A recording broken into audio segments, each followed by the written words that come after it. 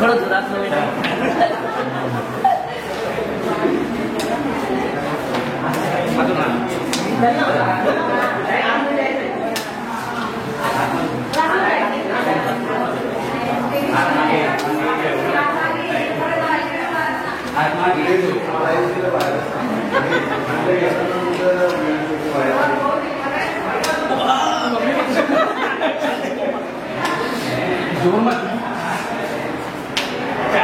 परत आमच्यावर मारलं नाही.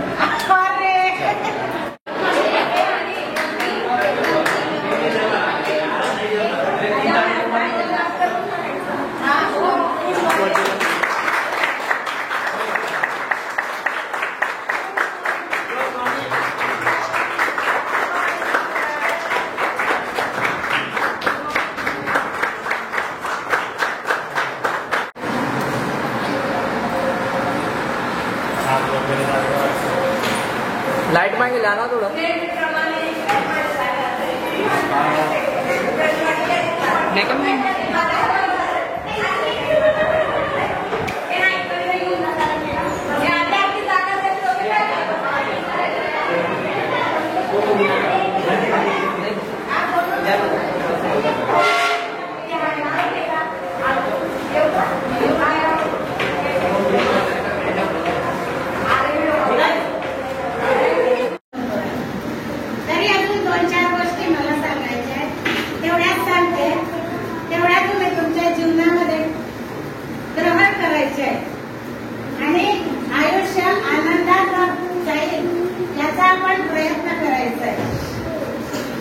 पहिली गोष्ट सांगते, आपल्या हिंदू संस्कृतीचं जतन करायचंय.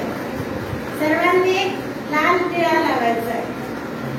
आतापर्यंत लावत नसाल तर आतापासून लावायला सुरुवात करा. त्याच्यामुळे आपली हिंदू संस्कृती आहे ती टिकून राहणार आहे आणि ती टिकवणं आताच्या काळामध्ये खूप गरजेची बाब झालेली आहे. बातम्या पाहतातच तुम्ही, म्हणून आपली हिंदू संस्कृती टिकवणं फार गरजेचं आहे. दुसरी गोष्ट, आई वडिलांची काळजी घ्यायची आहे. आई वडिलांची अगदी मनापासून काळजी घ्या आणि तेच आशीर्वाद आपल्याला शेवटपर्यंत घेऊन जातात. तिसरा, इथं सांगतच होते की व्यसन करायचं नाही, तेव्हाही सांगत होते, आताही सांगते, व्यसनाधीन कोणीही व्हायचं नाही आणि आहारी कोणीही जाऊ नका. कारण त्याच्यामुळे आपली फॅमिली सर्व डिस्टर्ब होते. ती फॅमिली आपली डिस्टर्ब व्हायला नको म्हणून कोणीही व्यसन करायचं नाही. एवढ्या माझ्या गोष्टी लक्षात ठेवा आणि जीवन म्हणून दुःख येतच राहतात. आपल्या दुःखाला म्हणून नाराज व्हायचं नाही की दुःखामध्ये काही वेगळ्या मार्गाला पण जायचं नाही. एवढंच माझं सांगणं आहे तुम्हाला. आणि खूप आनंदामध्ये जगा. जीवन तुमचा फॅमिली सकट आनंदात जगन करा आणि शेवटपर्यंत असेच राहा.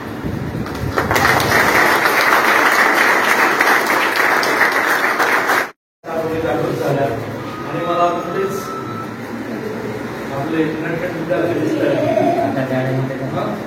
बरेच मोठे झाले. तुम्हाला सांगायला मला भरपूर काही असतं.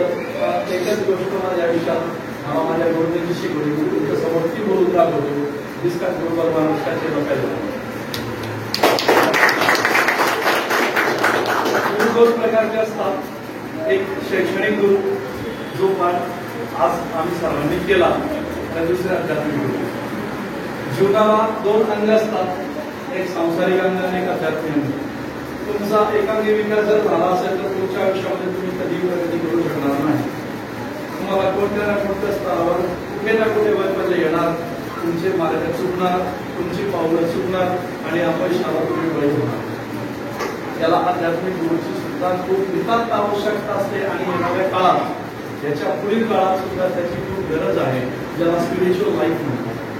स्पिरिच्युअल टच जर तुमच्या जवळ असेल तर जीवनामध्ये येणाऱ्या प्रत्येक विषम परिस्थितीमध्ये तुम्ही तुमच्या आयुष्याची बाजी मारू शकता. नाहीतर व्यसनांच्या आहारी जाऊन मॅडमांनी सांगितलं, व्यसनांच्या आहारी जाऊन बाकी मुलं आपल्या अमूल्य अशा जीवनाचा नाश करून घेणार. संघर्ष माणसाच्या प्रत्येकाने जीवनात असतो. मी पण संघर्ष केले. मला असं वाटतं की माझ्या संघर्ष कोणी केला नसेल असं प्रत्येकाला वाटतं. मला सांगताना पण मला एकच सांगावं असं वाटतं की जीवनाच्या प्रत्येक परिस्थितीमध्ये जर तुम्हाला शिखर गाठायचे असतील, यशाची उत्तुंग शिखर गाठायची असतील तर बेटांना एवढीच गोष्ट लक्षात ठेवा की spirituality is the part of life. टाळ्या वाजा, टाळ्या वाजा. असेल तोच माणूस व्यवस्थित जगू शकतो आणि पुढे तुमचा परिवार. आता बऱ्याच विद्यार्थ्यांचे लग्न झालेले बरेच झाले असतील, बाकीचे राहिले असतील ते मला सांगता नाही येणार. पण तुमच्या पुढच्या येणाऱ्या पिढीला, तुमच्या परिवाराला, तुमच्या आईवडिलांना जर तुम्हाला आनंद, सुख आणि खऱ्या अर्थाने स्पिरिच्युअलिटी द्यायची असेल तर तुम्हाला आध्यात्मिकतेची गरज खूप आहे आणि त्याची तास धरून घ्या. नाहीतर मग ते आमच्या मराठीमध्ये म्हणे जन्माला गेला पैसे सगळे कमवतात. गाडी, बंगला, जाणं FD, बँक, मोठ्या प्रॉपर्ट्या प्रत्येकाकडे असतं. ही मोठी गोष्ट नाही. पण आध्यात्मिकता ही खूप कमी लोकांकडे असते आणि स्पिरिच्युअलिटीचं जीवन खूप कमी लोक जगतात. ते जीवन जगा, ते जगण्याचा प्रयत्न करा. मी आज माझ्या अध्यापक आणि आध्यात्मिक गुरूंना गुरुदक्षिणा दिल्यासारखं मला वाटतं ज्यावेळेस मी गोकुळा ठेवला. सुमन हायस्कूल सोडल्यानंतर सुद्धा गोकुळा एकदम माझ्या संपर्कात होता आणि त्याने वेळोवेळी मला पण विचारलं आणि त्याला मी जे जे सांगितलं माझ्या बाबावर त्याने पावलं ठेवलं आणि आध्यात्मिकमध्ये सुद्धा तो आज पुढे आहे. मी ज्या मिशनमध्ये आहे विश्व मानव वाहणी केंद्र त्या संस्थेशी मी त्यावेळेस पण जोडलोय.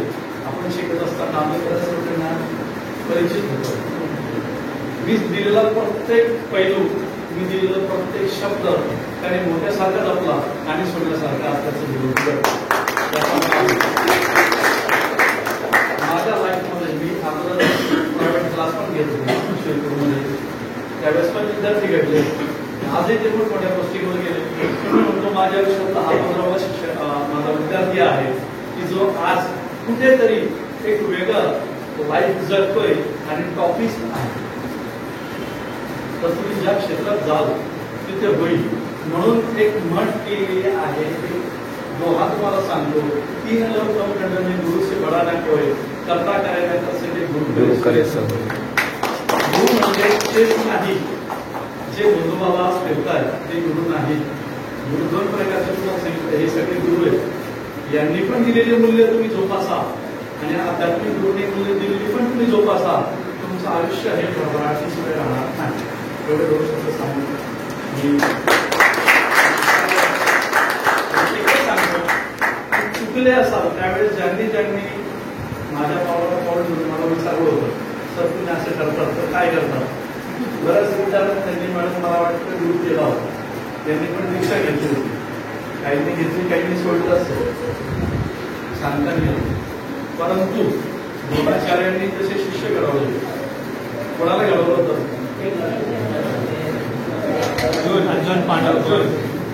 अर्जुनाला घडवलं. एकलव्याने अनुकरण केलं. जरी एकलव्याने केलं नव्हतं, लिगली एकलव्याला एंट्री नव्हती तरी सुद्धा त्याने त्यांचे मूल्य जोपासले. म्हणून एकलव्याचं नाव सुद्धा इतिहासामध्ये हे शिवलेल्या शहरात दिले. तसे तुम्ही सगळ्यांनी ते मूल्य जोपासा. मी म्हणते की माझ्या साथीच करा. या शिक्षकांनी जे तुम्हाला शिकवलं असेल आठवण करा की आपल्या गुरुंनी आपल्या शिक्षकांनी आपल्याला काय सांगितलं आणि बेटांना कसं जीवन जगण्याचा प्रयत्न करा. तर तुम्ही सॅटिस्फाईड आणि वेळ सेटल व्हा. नाहीतर मग बघा जगायचं आहे, प्रत्येकाला सगळं मिळतं. पैसा गौण आहे. आजच्या जगामध्ये पैशाचं मूल्य 0 आहे. लक्षात ठेवा. पैसेवाला हिरो नाही. नैतिकता ज्याच्याकडे आहे तो खरा हिरो. आणि तुम्ही सगळ्यांनी तसे हिरो व्हावं हीच माझी तुमच्या म्हणजे आजच्या या भेटीमध्ये माझी ईश्वराकडे हीच प्रार्थना आहे की आमचे सगळे विद्यार्थी असे हिरो व्हावे, 0 कोणी होऊ नये. विचार करून घ्या की आपण मार्ग चुकलोय का. चुकल्यासारखं ते सोडा, ते तुमचं जीवन नाही, जे तुम्ही जगता. अनुकरण करायचं तर चांगल्याचं करा, अनुकरण करायचं तर चांगल्याचं करा. माझे गुरु नेहमी मला शिकवायचे, माझे गुरु नेहमी मला सांगायचे, ज्ञानी से ज्ञानी मिले, विज्ञान की बात गधे से गेले ते तुम्ही कसं राहतो. आता गधाड्यांसोबत राहायचं का ज्ञानीसोबत राहायचं तुम्ही सांगा. कारण की आता तुम्ही सक्षम आहात. 2005 वेळ नाही. आता तुम्हाला तुमच्या जीवनासमोर कळतंय, तुम्हाला कळतंय आयुष्य काय असतं, कसं जगावं लागतं, या संसारामध्ये, या समाजामध्ये, या जगामध्ये कसं जगावं लागतं, ते जगण्यासाठी काय काय लागतं, ते सगळं तुम्हाला आता कळायला लागलं. तुम्ही एवढे लहान पाहिजे नाही, म्हणून तो विचार करा. आणि आपल्या जीवनाला अजूनही वेळ तुमची गेलेली नाही.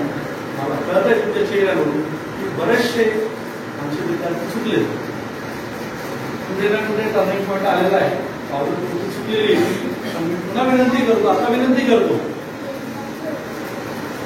करतो की ते सोडा आणि पुन्हा आपल्या चांगल्या जीवनात. जय श्री.